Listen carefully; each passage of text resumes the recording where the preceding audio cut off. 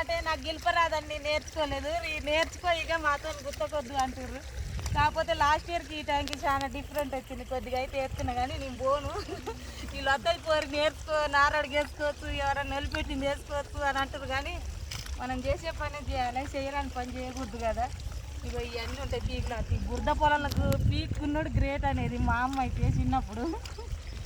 గీతకి వస్తు రాయొచ్చు, చదువుకున్నా కానీ జాబ్ రాలేదు, అందుకనే చేస్తున్నా. మీరందరూ అత్తమ్మలు, వదినలు, అక్కలు అందరు ఈరోజు మా పొలం నాటేద్దానికి వచ్చిర్రు మా అత్తయ్య వాళ్ళు. మీరందరూ ఒకసారి మా ఛానల్కి వెళ్ళి చూడరమ్మా, ఒకసారి లైక్ పెట్టి. కోతులు వచ్చినాయి, వీళ్ళందరూ గీడేసుకోరు అంటే దారులు వేసుకురు, ఆ టిఫిన్లు పోతే ఏమని బాధపడుతుర్రు. నేనైతే నాటేస్తున్నా, మా పొలం 3 ఎకరాల నాటు పడుతుంది, ఇంకా 30 గుంటలు ఉంది. నారు సరిపోదని కూలోళ్ళు బాధపడుతుర్రు. మళ్ళా బీకాల్సి వస్తుంది, పొద్దుగా వాళ్ళు బాధపడుతుర్రు. వదిలిపెట్టిపోదామని చూస్తుర్రు. మీ సైడ్ ఏమేమి పనులు చేస్తారో కామెంట్ సెక్షన్లో కామెంట్ చేయండి ఫ్రెండ్స్. నేనైతే నాటేస్తున్నా ఈరోజు సామాసు రోడ్లు నారు పోసి నెల రోజులు అయింది. అట్నే అనాలి, మరి పని చేస్తున్నా ఎడ జరుగుతుంది ఏడమ్మా,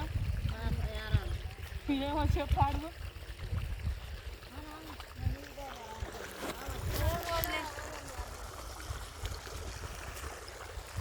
అందరికన్నా అనుకున్న ఫ్రెండ్స్, నాకు రాదు కాబట్టి.